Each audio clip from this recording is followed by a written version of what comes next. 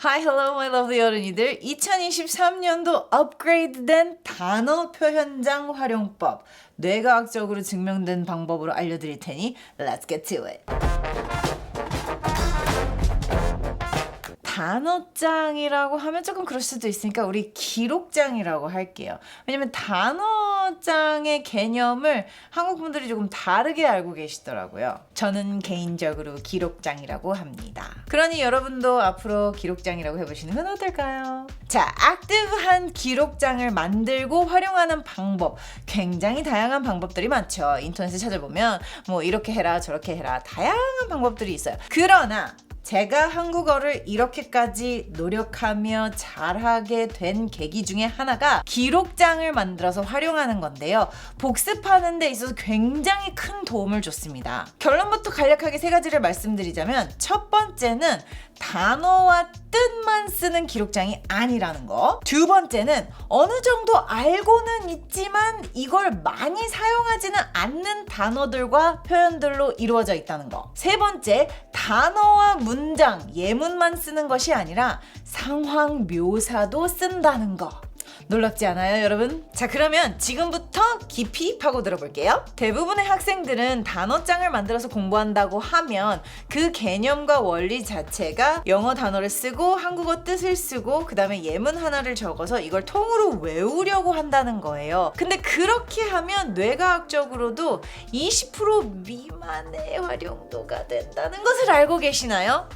그렇습니다. 외우기만 하면 그 순간에 그 단어의 스펠링과 뜻 이것만 알 뿐이지 실제로 활용도는 떨어진다는 거예요. 우리 뇌는 단기 기억에서 장기 기억으로 어떠한 특정 정보를 옮기기 위해서는 혈액순환처럼 뇌 안에서 이 정보를 계속 돌려야 장기 기억으로 넘어가요.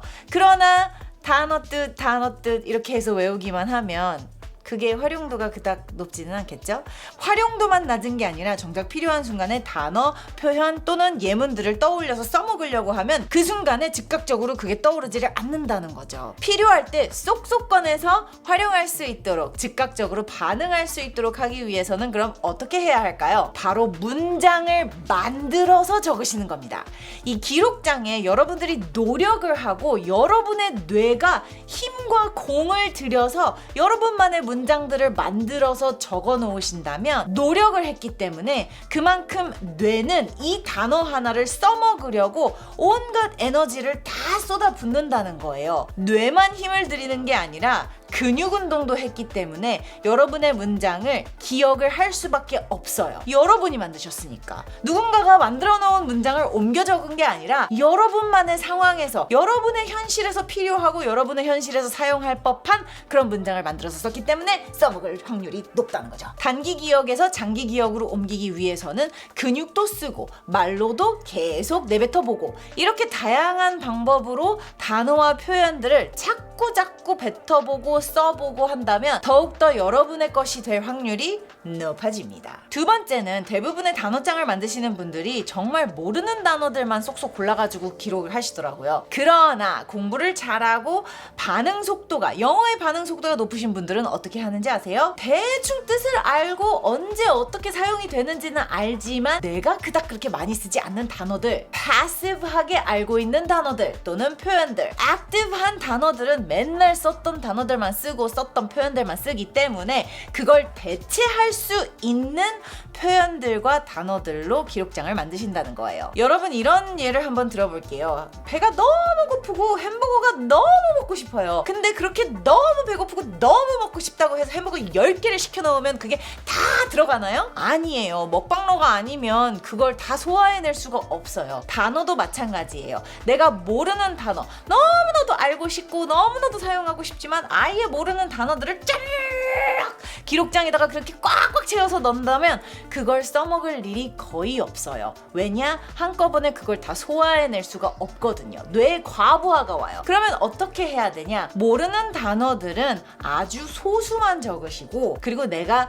조금은 알고는 있는 것 같은데 써먹지를 못하는 그런 단어들을 대부분 적어서 또는 표현들을 적어서 공부하시면 훨씬 더 활용도가 높아질 확률이 높습니다. 없습니다. 어떠한 상황이든 간에 그 단어들과 표현들을 꺼내서 활용하려고 써먹으려고 뱉어보려고 노력을 하면 할수록 더욱더 장기 기억으로 넘어갈 확률이 높겠죠. 그러나 노력을 하지 않으면 어떻게 되나요? 그냥 스치듯 안녕하고 바이바이. 세 번째는 단어와 예문만 쓰는 것이 아니라 그 단어와 표현들이 어떤 상황에서 사용이 됐는지 그 전체적인 상황 묘사까지 기록을 하시는 겁니다. 우리는 굉장히 시각적인 동물입니다. 기억을 할 수 있도록 극대화시키는 거예요. 이 극대화시키는 것 중에 하나가 바로 전체적인 상황, 이 단어가 사용이 된 상황, 이 표현이 사용이 된 상황을 기억할 수 있게끔, 떠올릴 수 있게끔 쉽게 이것을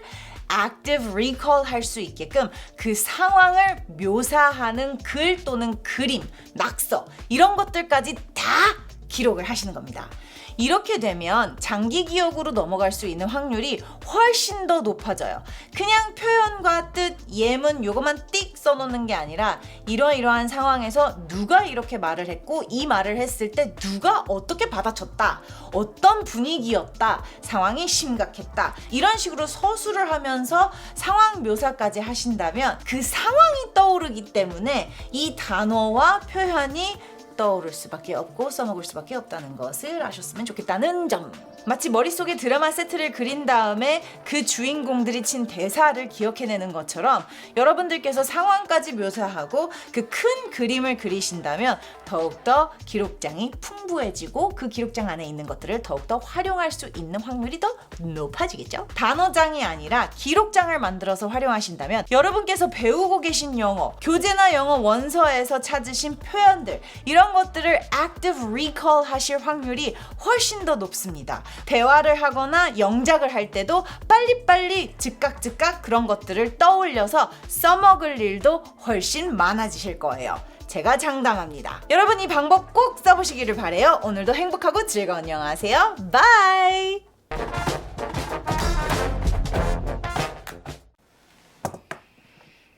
소방차가 지나가는구나. 소방차가 지나가네.